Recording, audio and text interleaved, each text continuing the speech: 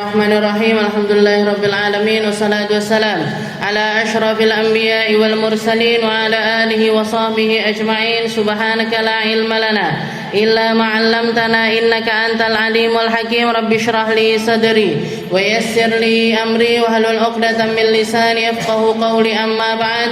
Alhamdulillah ala ni'matil Islam, alhamdulillah ala ni'matil iman wa kafa biha min ni'mah. Alhamdulillah, segala puji bagi Allah Subhanahu wa taala yang memberi kita nikmat Islam iman, memberi kita nikmat untuk selalu bersambung kepada mukjizatnya Nabi kita Nabi Muhammad sallallahu alaihi wasallam, berupa firman-firman Allah taala, nasihat-nasihat dari Allah Subhanahu wa taala, peringatan-peringatan serta motivasi yang terkandung di dalam Al-Qur'an. Tidak ada sesuatu yang lebih benar daripada kalimat-kalimat Allah. Tidak ada sesuatu yang lebih patut untuk kita percayai dibandingkan apa yang Allah Ta'ala turunkan kepada lisan mulia Nabi kita Nabi Muhammad sallallahu alaihi wasallam. Allah Ta'ala memilihkan untuk Nabi kita khairul gurun, sebaik-baik masa, sebaik-baik keluarga, sebaik-baik orang tua, sebaik-baik para sahabat yang menyimak setiap kalimat-kalimat beliau.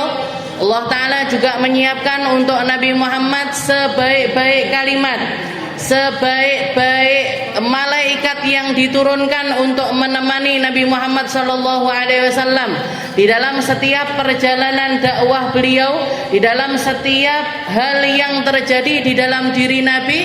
Allah Ta'ala memilihkannya dengan sesuatu yang terbaik.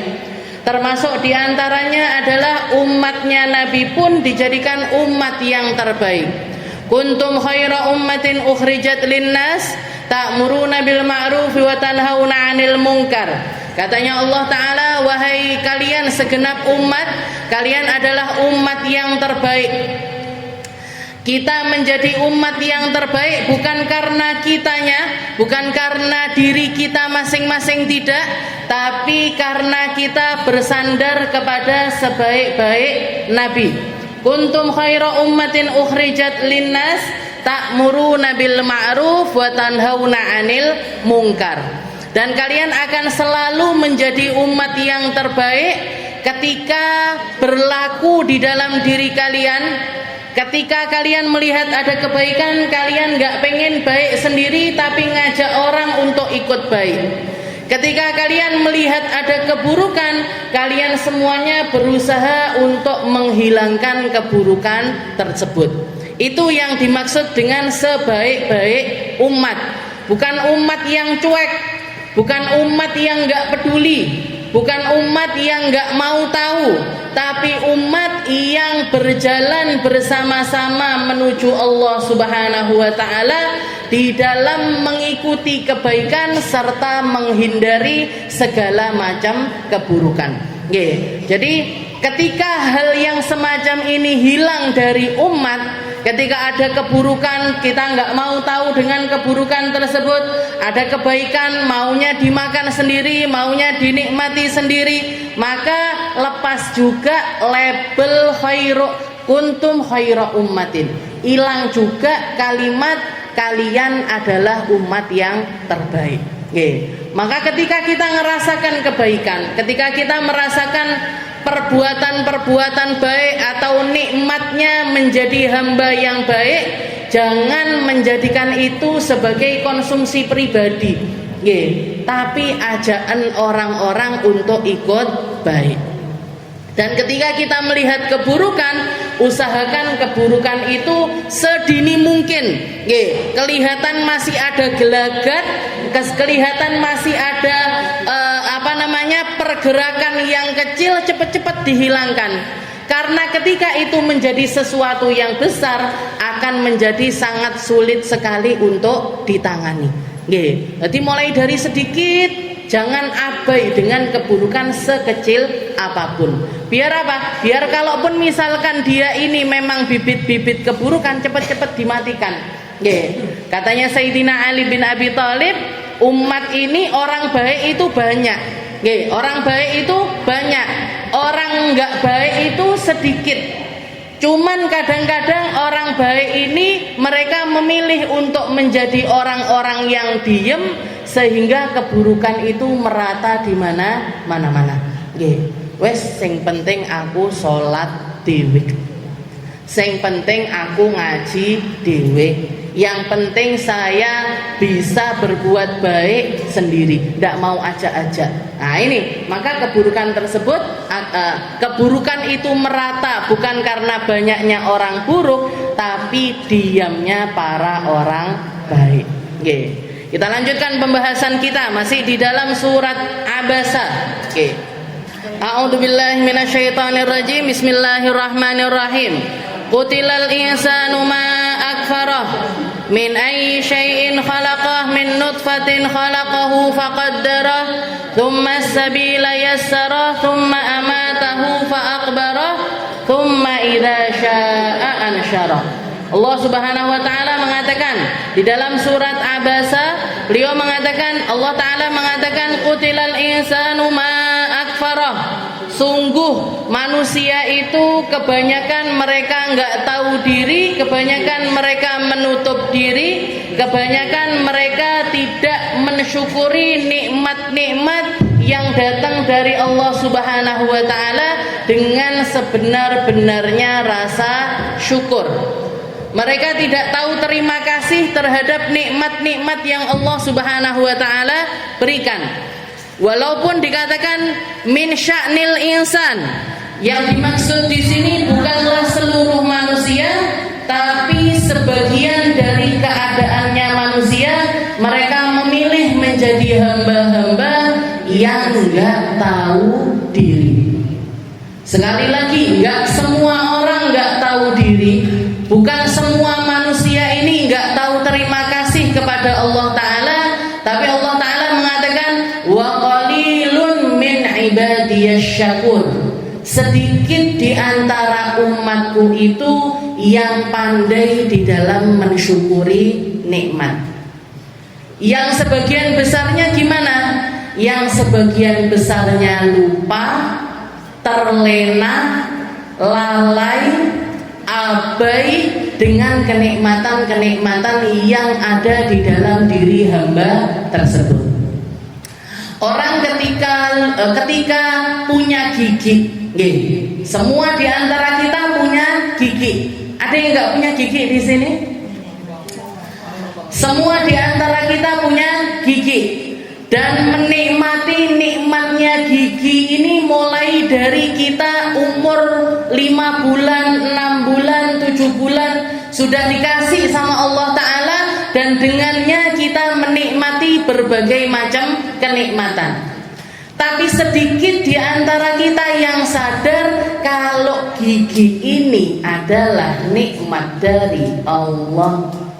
Baru nanti kalau gigi gerahamnya lubang, dia kesakitan, makan pentol nggak enak, makan daging nggak bisa, makan segala sesuatu, linu, sakit dan lain sebagainya, baru dia sadar, oh tibae aku duwe gigi geraham. Yang mana kalau diuji sama Allah Ta'ala di dalam geraham ini aja sudah sangat menyulitkan berbagai macam kegiatan saya. Mau tidur nggak enak, gitu.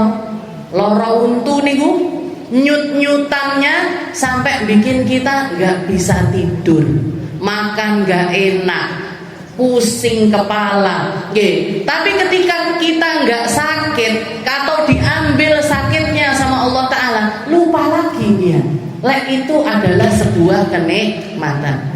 Itu baru gigi geraham, belum gigi seri, belum gigi taring, belum gigi-gigi yang lainnya, belum sarafnya gigi, belum gusinya. Misalkan Allah Ta'ala pengen bikin jenengan punya gigi tanpa gusi, jajan. Bisa apa enggak kira-kira Allah Ta'ala bikin gigi tanpa gusi? Bisa, Bu. Bisa, Bu. Tapi setiap mengo, setiap kali mulut kita terbuka, kabeh sing jejere awake dhewe, lho kok ngono? kok nggak cantik, kok nggak bagus, itu baru nikmatnya gusi. Belum sama Allah Ta'ala didesain gusi ini warnanya pink, jajal warnanya ireng, atau warnanya abu-abu, atau warnanya kuning, sudah nggak elok lagi ya. Jadi kenikmatan di atas kenikmatan, kenikmatan di atas kenikmatan, kenikmatan di atas kenikmatan, yang sampai Allah Ta'ala mengatakan wa in ta'uddu nikmatallahi la tuhsuha. Wahai manusia, kalau kamu mau ngitung-ngitung berbagai macam kenikmatan dari Allah Ta'ala, niscaya kamu nggak akan pernah bisa menghitungnya. Habis nominal angka, tapi nikmatnya Allah Ta'ala masih tersisa. Habis seluruh lautan untuk menjadi tinta, pohon-pohon untuk menjadi pena, di dalam menuliskan setiap kenikmatan-kenikmatannya Allah Ta'ala. Lautnya kering, pohonnya habis, nikmatnya Allah Ta'ala masih tersisa. Tapi sebagian besar keadaannya manusia seperti yang Allah Ta'ala katakan, qutilal insanu ma akfarah. Betapa kufur nikmatnya manusia, betapa lalainya manusia, betapa jauhnya mereka dari syukur, betapa mereka tidak akan pernah bisa menunaikan terima kasih mereka kepada Allah Subhanahu wa Ta'ala. Sebanyak apapun ibadah kita, sebanyak apapun sujud kita, sebanyak apapun ucapan alhamdulillahnya kita, nggak akan pernah bisa menyamai kenikmatan yang datang dari Allah Subhanahu wa Ta'ala. Qutilal insanu ma akfara min ayyi syai'in khalaqa. Kalau manusia nggak percaya kalau nikmat itu datang dari Allah Ta'ala, silahkan lihat kepada diri mereka sendiri. Min ayyi syai'in khalaqa, dari apa mereka diciptakan? Min nutfatin khalaqahu faqaddara. Semua aku ciptakan dari setetes mani yang hina, faqaddarahu. Setelah itu ditakdirkan sama Allah Ta'ala untuk berubah menjadi bentuk-bentuk yang lainnya. Kalau bikinan manusia, sesuatu yang dibikin sama manusia, itu perubahannya itu nggak pernah ekstrim. Tapi kalau ciptaannya Allah Ta'ala bisa berubah dari satu bentuk ke bentuk yang lainnya tanpa perantara apapun, dengan model yang sangat jauh berbeda, tapi itu semuanya takdirnya Allah Ta'ala. Itu semuanya pengkadarannya Allah Ta'ala. Dari setetes mani berubah jadi darah, dari darah berubah jadi tulang, dari tulang berubah jadi daging, dari daging berubah jadi otot, dari otot ada yang berubah jadi bulu, ada yang berubah jadi kulit, ada yang berubah jadi persendian, ada yang berubah menjadi macam-macam. Dari setetes mani, setelah itu apa? Setelah ada yang jadi mata, ada yang jadi telinga, ada yang jadi hidung, ada yang jadi mulut, dan dengan semua organ tersebut difungsikan sama Allah Ta'ala. Mata ditempelin, setelah itu dibikin bisa melihat. Telinga ditempelin, setelah itu bisa mendengar. Mulut ditempelin, setelah itu bisa merasa. Hidung ditempelin, setelah itu dia bisa mencium segala sesuatu. Tsumma min nutfatin khalaqahu faqaddara. Setelah itu apa? Tsumma sabila yassara. Ketika dia keluar pun digampangkan sama Allah Ta'ala di dalam keluarnya. Kalau ada orang mengatakan, tapi persalinan anak saya sulit Ustazah, sesulit-sulitnya cara keluarnya bayi, tetap itu adalah sesuatu yang digampangkan sama Allah Subhanahu wa Ta'ala. Buktinya apa? Buktinya keluar. Buktinya apa? Buktinya balik asal. Buktinya apa? Buktinya dari sesuatu. Jangan bayangkan kehidupan di dalam kehidupan itu kalau bukan bikinannya Allah Ta'ala, gak akan ada yang bisa. Sebuah kehidupan ditaruh di dalam kehidupan yang lainnya, itu kalau bukan ciptaannya Allah Ta'ala, gak akan ada manusia yang mampu. Tsummas sabila yassar. Makanya Allah Ta'ala mengatakan, kemudian cara keluar kalian aku gampangkan. Para ulama mengatakan yang dimaksud dengan sabil di sini, yang dimaksud dengan jalan, secara lafzi atau secara kalimat yang dimaksud sama Allah Ta'ala, ai tariqa khurujihi min batni ummi, yang dimaksud dengan jalan ini ya jalan keluarnya bayi. Tapi para ulama mengatakan selain manusia ini digampangkan untuk keluar secara jasadiah, dia juga dipermudah sama Allah Ta'ala untuk mengeluarkan diri atau dilahirkan secara rauhaniyahnya. Bukan cuma lahir jasadnya saja, tapi lahir sekaligus dengan rohnya. Maksudnya apa? Allah Ta'ala bikin dia punya mata sehingga dia bisa melihat dengan mata tersebut. Dicepakne telinga biar dia bisa mendengar dengan telinganya. Dikasih pikiran, dikasih akal agar dia bisa berpikir dengan akal tersebut. Setelah itu diturunkan Al-Quran sama Allah Ta'ala, diturunkan para nabi-nabinya, diturunkan para rasul-rasulnya, diturunkan para muallim-muallimnya, para guru-guru untuk mencontohkan gimana caranya menjadi hamba yang rohnya ini benar-benar lahir ke dunia untuk nyari ridhonya Allah Subhanahu wa Ta'ala. Kita tahu Bu, kita melihat kebaikan, kita mendengar kebaikan, kita memikirkan kebaikan, kita tahu mana yang baik, mana yang buruk, tapi sebagian di antara mereka memilih untuk mensyukurinya, sebagian lagi memilih untuk mengkufurinya.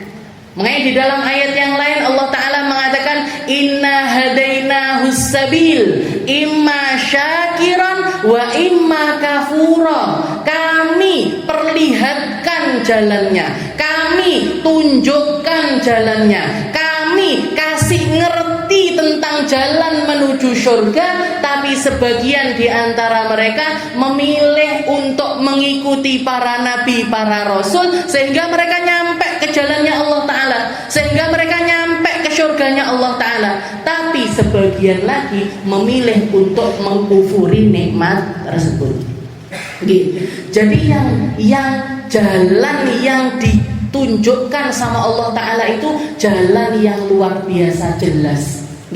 Jadi wong apik niku, jadi orang ahli iman, jadi orang ngerti tentang Tuhan, jadi orang untuk melakukan kebaikan. Itu adalah jalan yang senada dengan rasa diri, yang senada dengan fitrahnya kelahiran.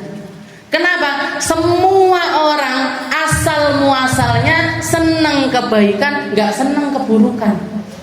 Asal muasalnya manusia bersih sebersih-bersihnya, dan dia dikasih hidayah untuk memahami sebuah kebaikan.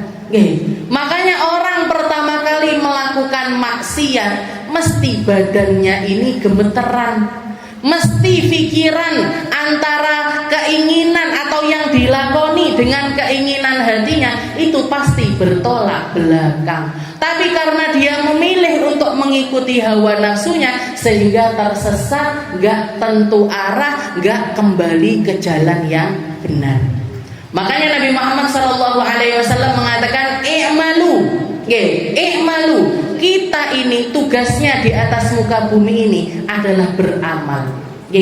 Fasayarallahu amalakum wa rasuluhu wal mu'minun. Beramallah kalian, Allah Ta'ala senantiasa melihat amal kalian, Rasulnya Allah Ta'ala juga akan melihat kalian, dan itu akan disaksikan oleh orang-orang yang beriman.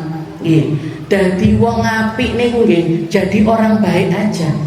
Beramal baik itu yang tulus di dalam amal baik. Gak perlu kita koar-koar, aku sing paling apik, aku sing paling ngerti, aku yang ahli masjid, aku yang banyak sedekahnya, aku. Gak perlu Bu. Klaim-klaim seperti itu atau perkataan-perkataan semacam itu hanya akan menghempaskan amal kita hilang dari ketulusan di jalannya Allah Ta'ala. Kalau kamu beramal, i'malu, beramal aja. Nanti Allah yang menyaksikan, Rasulnya Allah yang menyaksikan dan orang-orang beriman akan menjadi saksi atas amal tersebut. Orang baik bakalan dikenang kebaikannya, orang nggak baik juga akan dikenang dengan keburukannya. Itu sudah jadi hukum alam. Maka kita nggak perlu menodai amal kita dengan riaknya kita. Kita nggak perlu menodai kebaikan kita dengan ujubnya kita. Nggak perlu kita menodai amal-amal kita dengan segala macam keburukannya hati, sehingga amal yang harusnya dapat pahala dari Allah Ta'ala hilang kabeh pahalanya. Malu, beramallah kalian. Yang lihat Allah, yang lihat Rasulnya Allah, yang lihat penerimaan dari orang-orang yang beriman. Kita nggak perlu keluar-keluar yang bagaimana-bagaimana. Inna hadainahu sabil, dan ini jalan yang ditunjukkan sama Nabi Muhammad SAW.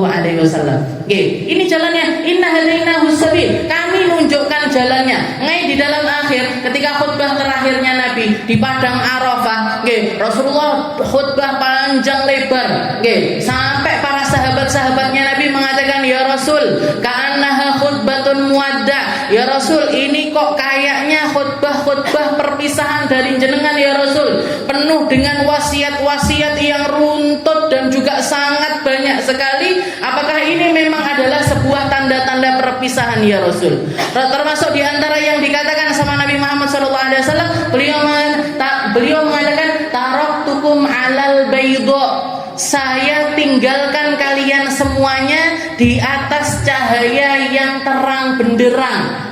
Saya tinggalkan kalian di atas cahaya yang terang benderang, lailaha kanahariha, malamnya semacam siangnya.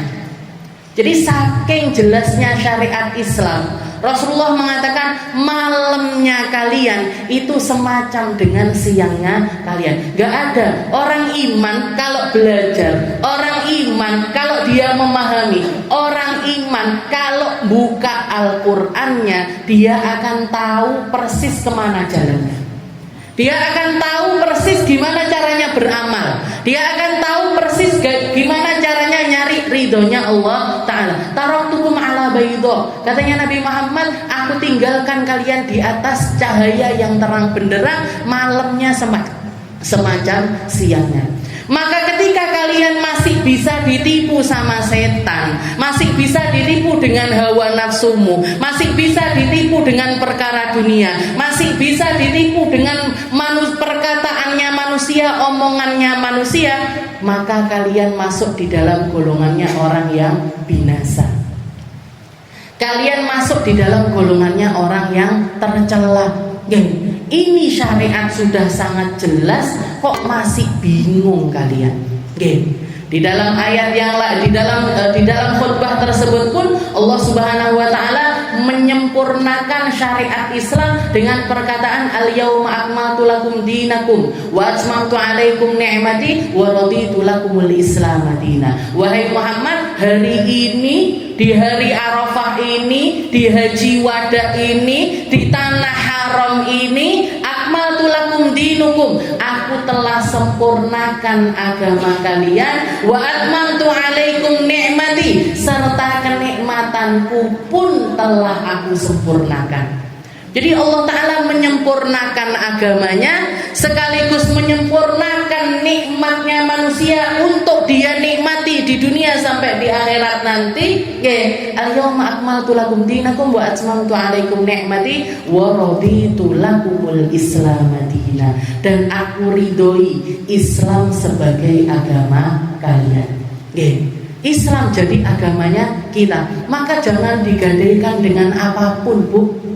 Agama ini pegangi, ghaddu alaikum bin nawajib, gigit pakai geraham kita. Jangan relakan untuk tergadai dengan apapun, jangan rela untuk ditipu dengan apapun, jangan rela untuk diombang-ambingkan dengan apapun. Ini syariat agama Islam itu sudah sangat sempurna diajarkan oleh Nabi kita Nabi Muhammad SAW. Dari mulai A sampai Z diajari semuanya. Sayyidina Ali bin Abi Thalib bahkan sampai mengatakan, kita punya agama sempurna luar biasa. hatal kharra kaifa nukhrijuha. Bahkan diajari sama Nabi, bahkan caranya ngeluarkan kotoran itu loh diajarin sama Nabi Muhammad sallallahu alaihi wasallam. Agama mana yang sempurna kayak agama Islam? Carane jenengan potong kuku diwarai, carane jenengan ngresiki rambut, bersihkan dohir kita diajarin, bersihkan hidung kita diajarin, bersihkan telinga kita diajarin. Jenengan kalau mengikuti syariatnya Islam di dalam wudu itu bersihin telinga aja, itu ada lebih dari 15 basuhan. Jadi mulai dari basuh muka sekaligus telinga, nanti basuh kepala sekaligus telinga, belum lagi nanti air mengalir taruh di kelingking kita diginikan 3 kali, nanti habis itu pakai diginikan, belum lagi yang istiqlalan. Ada lebih dari 15 kali, sampai istilahnya gini, umat Islam itu bahkan kayaknya nggak perlu katemban sudah bersih telinganya.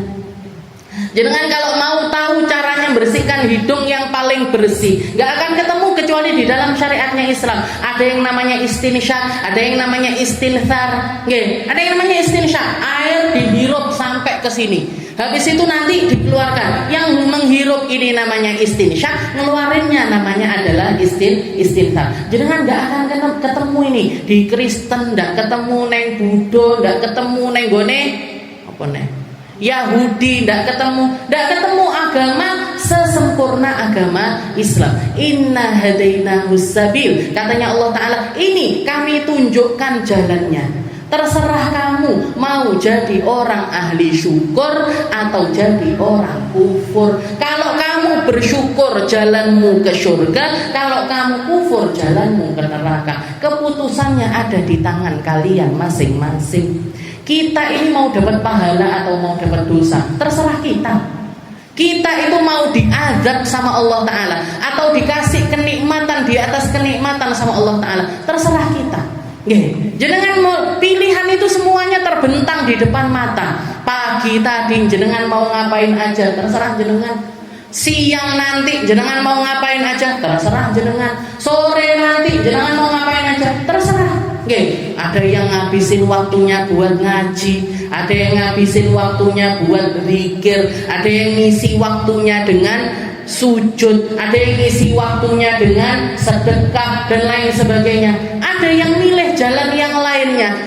Jalan ngapain? Yo nongkrong ae lah, ghibah ae lah, ngelokne wong ae lah, caci maki orang aja lah, bikin konten yang jelek-jelek buat memprovokasi umat aja lah.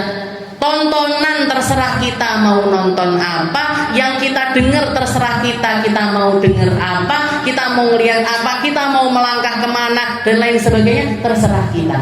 Tapi yang pasti inna hadainahus sabil, katanya Allah Ta'ala, ini jalannya sudah tak tunjukin. Lewat para nabiku ada contohnya, lewat para rasulku ada cara-caranya, lewat Al-Qur'anku, buku panduan buat kalian semuanya. Terserah, mau jadi orang ahli syukur kalian akan dapat surgaku, mau jadi orang kufur ya silahkan, nanti kalian akan merasakan nerakaku.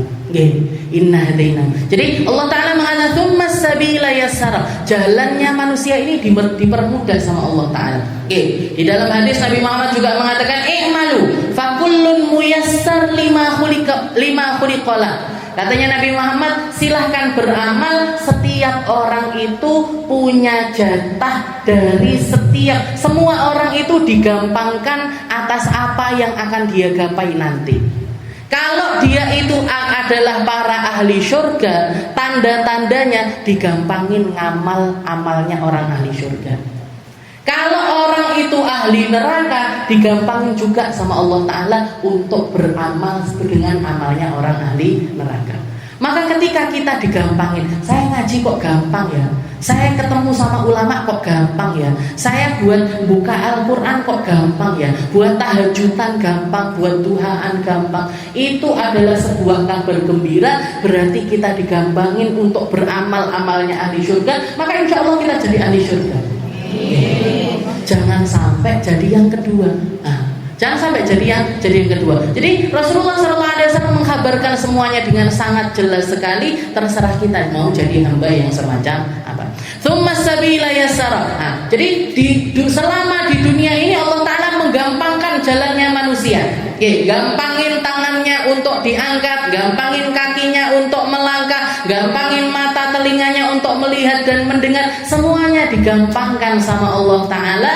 Nah, untuk apa? Untuk modalnya dia beramal menuju Allah Ta'ala. Tsumma sabila yassara, tsumma amatahu fa'akbara. Tapi masa perjalanan itu hanya masa yang pendek. Nanti kemudian semua makhluknya Allah, semua manusianya Allah Ta'ala bakalan nemu yang namanya kematian. Tsumma amatahu fa'akbara. Setelah itu kalau habis jatahnya dia di dunia, tak matikan manusia tersebut untuk kemudian dikuburkan. Makanya Sayyidina Ali bin Abi Thalib mengatakan, Imam Ali mengatakan, khairu harisil mu'min al-maut.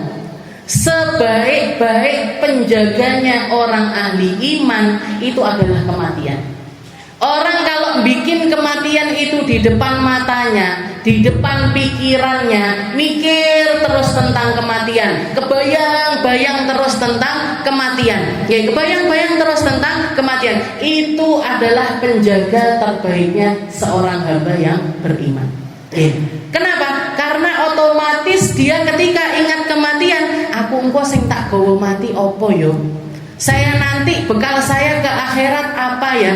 Saya nanti yang memperbaiki kubur saya apa ya? Yang nerangi kubur saya apa ya? Ini kalau orang pikirannya normal, lek wis didudoi bakal mati tapi ndak pernah takut, ndak pernah persiapan, ini adalah orang-orang yang teledor. Kalau orang katanya Imam Ali, khairu harisil mu'min, sebaik-baik penjaganya orang iman itu adalah kematian. Kenapa? Karena dengan dia mengingat kematian, dia akan mempersiapkan apa yang akan dia dapatkan nanti setelah mati. Arepe maksiat, leh engko lek bariki mati piye? Nggih to? Arepe ghibah, ngerti ndak? Si A perno eling mati, ndak sido ghibah Bu.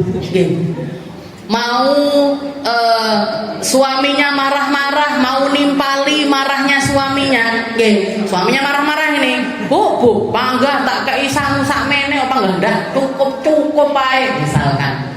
Mau ditimpali, ya, mek sakmono misalkan mau nimpali, tapi ingat mati, ndak sido, Makanya katanya Nabi Muhammad SAW, akhiru min dzikri hadimil ladzat. Perbanyaklah ingat sesuatu yang dengan kamu mengingatnya langsung hancur semua kenikmatan. Apa itu? Mati. Awake dhewe iki kabeh bakal mati.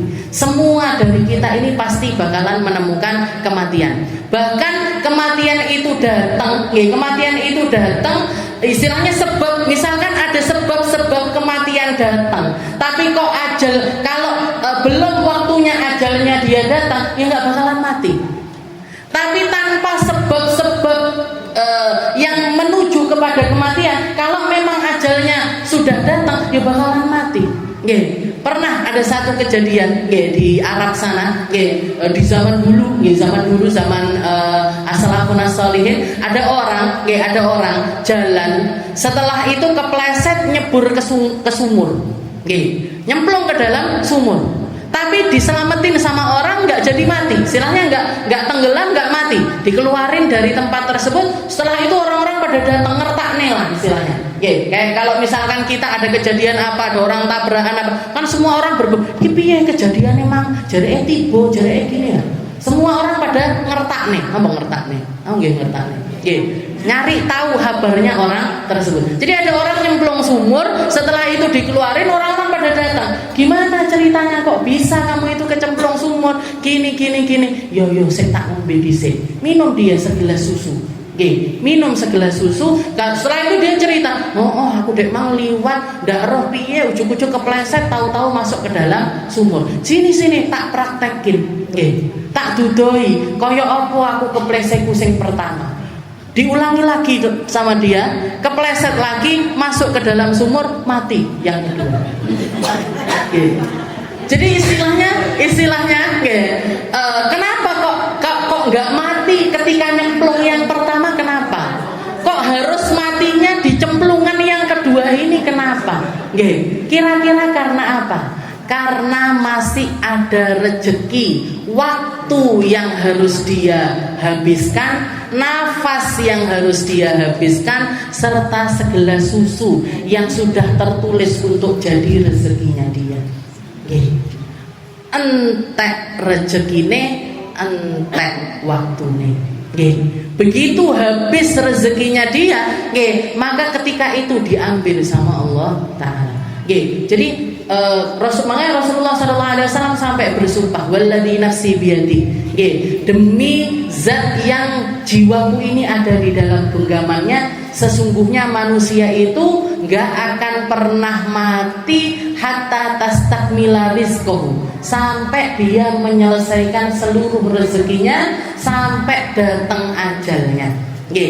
Fattaqullah, setelah itu wanti-wantinya Nabi, maka bertakwalah kalian kepada Allah Ta'ala, karena kematian itu datang secara tiba-tiba, ajalnya manusia itu bakalan datang di saat apapun, gak pakai tawar-menawar, siap ndak siap, siap ndak siap kita akan ketemu sama ajal kita masing-masing. Maka kata Nabi, fattaqullah wa ahsinu fit talab, maka bertakwalah kepada Allah Ta'ala di sisa umur kalian, dan mintalah segala sesuatu yang baik kepada Allah Ta'ala.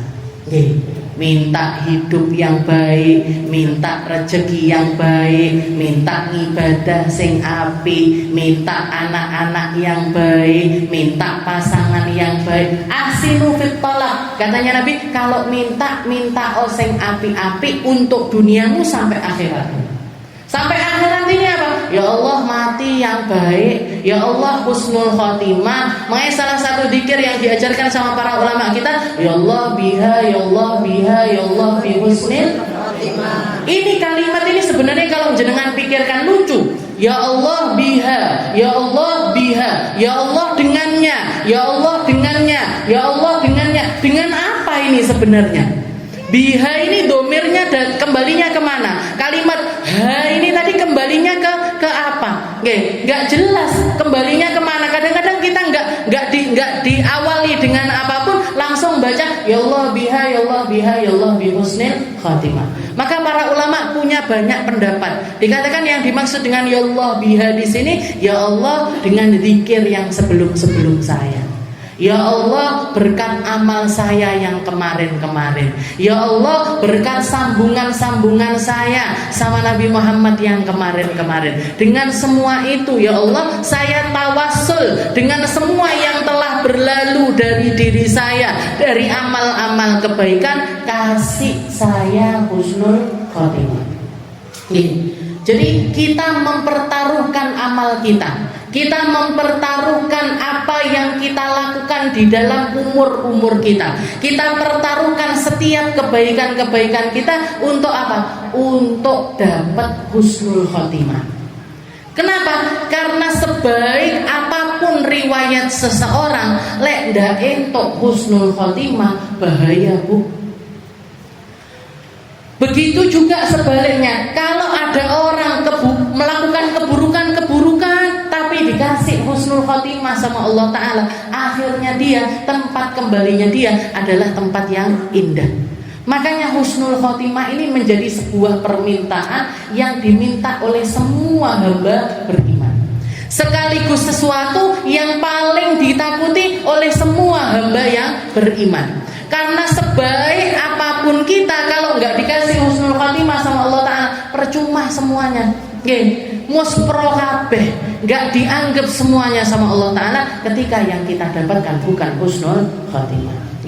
Maka katanya Nabi, fattaqullah, bertakwalah kalian di sisa usia kalian, wa ahsinu fil talab, dan mintalah yang baik-baik sama Allah Ta'ala. Termasuk diantaranya adalah minta husnul khotimah. Jadi tsummas sabila yassara tsumma amatahu fa akbara. Pada akhirnya manusia ini akan kembali ke kubur-kubur mereka masing-masing. Rumah abadi mereka adalah di kuburan mereka. Rumah terlama mereka di kuburan mereka. Rumah tempat tinggal mereka yang harus mereka persiapkan adalah kubur-kubur mereka. Maka sangat lucu sekali seseorang ketika yang dipikirkan seumur hidupnya bangun rumahnya, menghiasi rumah tinggalnya, ngasih wangi-wangian, bersihkan setiap hari, nyapu ngepel setiap hari, lap-lap setiap hari, tapi lupa kalau tempat abadinya mereka di alam kubur. Makanya ketika Sayyidah Aisyah pernah, beliau itu dapat seekor kambing, disembelih, setelah itu dimasak, setelah itu dibagi-bagikan. Setelah itu dibagi-bagikan. Beliau cuma menyisakan dhira'. Dhira' itu iga. Yang disisakan adalah iga karena beliau ingat Nabi Muhammad itu sukanya iga. Yang iganya ini disisakan untuk Nabi Muhammad SAW. Sisanya semuanya disedekahkan. Ketika Rasulullah SAW datang, Sayyidah Aisyah mengatakan, "Ya Rasul, dhahaba kullu wa baqiya dhira." Ya Rasul, sudah habis yang lainnya, yang tersisa cuma tinggal iga. Yang tersisa cuma tinggal dhira'-nya ini ya Rasul. Maka Rasulullah SAW menimpali Sayyidah Aisyah sambil mengatakan, "Ya Aisyah, bal baqiyat kullu illa dhira." Bukan gitu wahai Aisyah, yang lainnya ini sudah jadi amal kita yang kekal di sisi Allah Ta'ala. Yang tersisa, yang kita nggak tahu jadi rezeki saya apa bukan, ini adalah tinggal dhira'-nya. Jadi diwalik, mindsetnya Sayyidah Aisyah itu dibalik. Ketika beliau mengatakan zahaba kullu, pergi semuanya ya Rasul, yang tersisa cuma tinggal dhira'-nya. Katanya Nabi Muhammad, enggak wahai Aisyah, semuanya ini sudah tersisa untuk kebaikan kita di akhirat. Yang kita enggak tahu adalah tinggal dhira'-nya. Kalau memang rezeki saya, dia akan masuk ke perut saya. Kalau dia bukan rezeki saya, bakalan dimakan sama orang lain. Jadi rezeki kita yang sebenarnya itu cuma 3. Yang kita makan sehingga jadi kotoran, yang kita pakai sampai jadi lusuh, serta yang kita sedekahkan sehingga dia akan menjadi sesuatu yang kekal di sisi Allah Subhanahu wa Ta'ala. Kalau yang lainnya ini nggak tahu kita, bakalan tetap jadi rezekinya kita, apa jadi rezeki ahli warisnya kita, apa jadi rezeki manusia yang lainnya, atau jadi rezeki sesuatu yang Allah Ta'ala tetapkan untuk mendapatkan rezeki dari hal tersebut. Maka persiapan kita menuju alam. Jadi ini katanya Allah, "Tsumma amatahu fa akbara." Seseorang itu nanti pasti bakalan dimatikan sama Allah Ta'ala. Setelah itu dia pasti akan masuk ke dalam kubur mereka masing-masing. Maka persiapkan kubur kalian masing-masing. Kalau pengen kuburannya terang, yo dipasangi lampu. Kalau pengen kuburannya luas, ya diluaskan. Kalau pengen kuburannya ada karpetnya, ya dikarpeti. Kalau pengen kuburannya ada bantalnya, ya dibantali. Kalau kita pengen nyaman hidup di kuburan nanti, persiapannya bukan nanti tapi sekarang.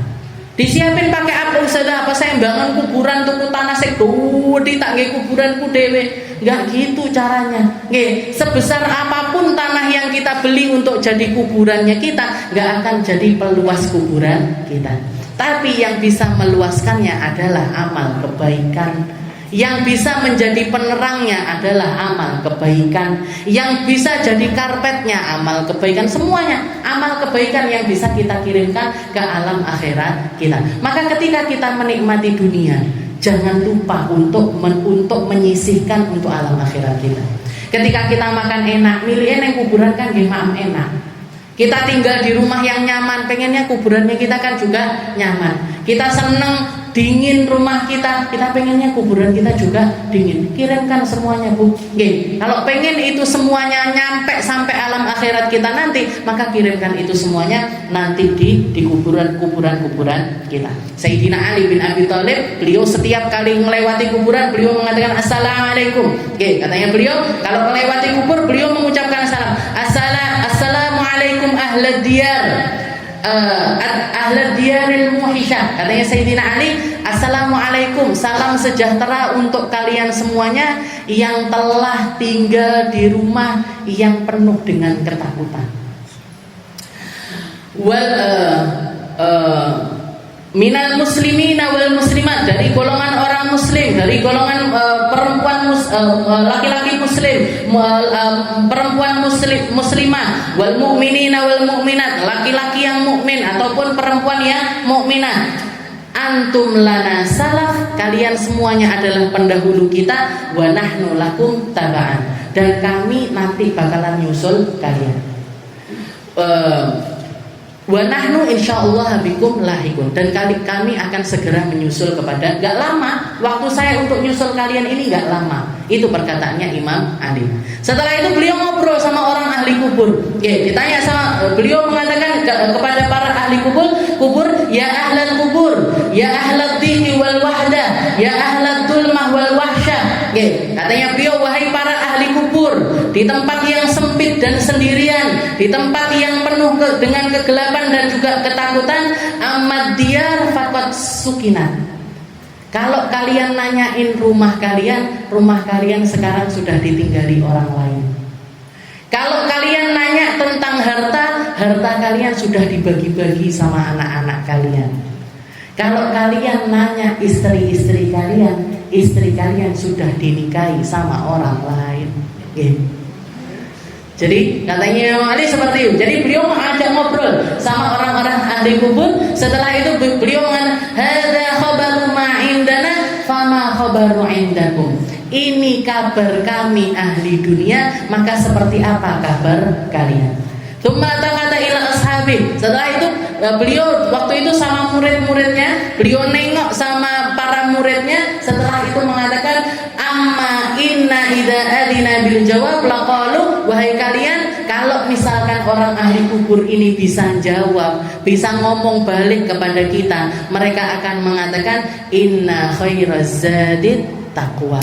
Sungguh ternyata bekal terbaik manusia itu bukan duit, bukan jabatan, bukan popularitas, bukan ilmu yang banyak sekali, tapi yang bisa jadi bekal terbaiknya manusia untuk dibawa ke alam kubur adalah ketakwaannya kepada Allah Subhanahu wa Ta'ala. Maka bertakwalah di dalam sholat kita, sholat yang takwa, di dalam sedekahnya kita, sedekah yang takwa, di dalam zikirnya kita, zikir yang takwa, zikir, ibadah, ilmu, sedekah yang datang dari rasa syukur kita kepada Allah Subhanahu wa Ta'ala, sehingga menjadi bekal takwanya kita di hadapan Allah Subhanahu wa Ta'ala. Selain itu tidak bisa digowo. Selain itu nggak bisa kita bawa ke alam kubur. Jenengan seneng banget karo klambine, punya baju bagus-bagus, koleksi baju sak lemari, wasiat sama anak-anaknya, nak, mamah nanti kalau mati lambi iki gawe kabeh ya, jilbab tumpuk-tumpukan, lambi tumpuk-tumpukan. Kira-kira dikabulin nggak sama anak-anaknya? Jere anake ki apik tak ngaji, ki apik tak iki apik tak ndelok manten, ki apik. Dah ada Bu. Kalaupun dituruti paling 1-2. Kalau jenengan seneng sama perhiasan, sama emas, permata dan lain, nak nanti mama kalau mati emas-emasanku tekekno kabeh ya. Cincinku taruh di jari-jariku semuanya, gelangku taruh di tanganku. Dituruti nama mboten sama anak. Ndak kira Bu. Jadi istilahnya manusia ini, para ulama mengatakan manusia ini dilahirkan sendirian, mati sendirian, masuk kuburan sendirian, ngadep Allah Ta'ala juga sendirian. Maka yang perlu kita paling perbaiki adalah hubungan kita sama Allah Ta'ala. Di atas hubungan kita dengan siapapun, di atas hubungan kita dengan manusia manapun, di atas hubungan kita dengan apapun, perhatikan hubungan kita sama Allah Ta'ala. Karena kita dilahirkan sama Allah Ta'ala sendiri, kita mati juga sendiri, masuk kuburan juga dewe. Ndak enek wong gelem melok, nggak mau harta mau ikut, nggak mau jabatan mau ikut, nggak ada popularitas mau ikut. Kalau sudah mati, hilang ceritanya manusia, habis kisahnya manusia, habis penyebutannya manusia. Bahkan ketika mereka meninggal dunia, manusia sudah nggak nyebut mereka dengan namanya lagi, tapi nyebut mereka dengan kalimat jenazah. Jenazahe wis teko, jenazahe diasini, jenazahe disolati, jenazahe dikafani, jenazahe dikuburni. Wis ndak enek jenenge Aminah Asgaf, sudah ndak ada. Kalau sudah mati, Fatimah nggak ada kalau sudah mati, Abu Bakar sudah nggak ada kalau sudah mati. Semuanya berubah nama menjadi jenazah. Jadi berubah semuanya jadi jenazah. Kita lahir sendiri, mati sendiri, masuk ke kuburan sendiri, ngadep Allah Ta'ala juga bakale sendiri. Ndak enek sing nulungi awake dhewe, Bu. Ndak enek jenengan, yo melok aku kancanono ngadep Gusti Allah. Aku dhewe wedi. Saya sendiri takut. Sayyidina Adam, Nabiullah Adam, kita tahu persis ceritanya lengkap, panjang sekali di dalam Al-Quran. Gimana beliau melakukan kesalahan, gimana beliau makan buah khuldi, gimana beliau pada akhirnya diturunkan sama Allah Ta'ala, gimana beliau mentobati dosa-dosanya, gimana Allah Ta'ala nerima pertobatannya Nabiullah Adam.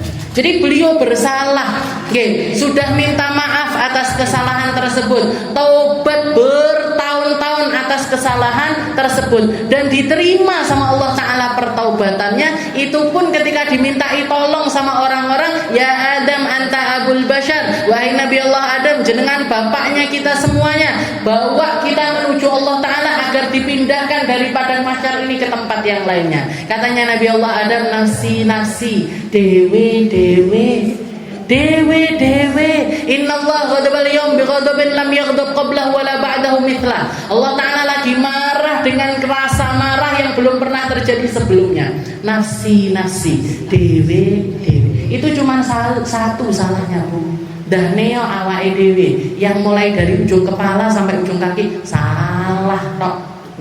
Sudahlah salah, ndak tahu tobat, ndak tahu minta ampunnya ngecemes, nggak pernah kita itu minta ampun sama Allah Ta'ala. Ya Allah, minta ampun dosanya mata yang ini ya Allah, minta ampun dosanya telinga yang ini ya Allah, minta ampun dengan makanan yang pernah masuk ke perut saya yang ini ya Allah, minta ampun dosanya tangan yang ini. Nggak tahu, Bu, adewe mereteli dosa itu nggak pernah.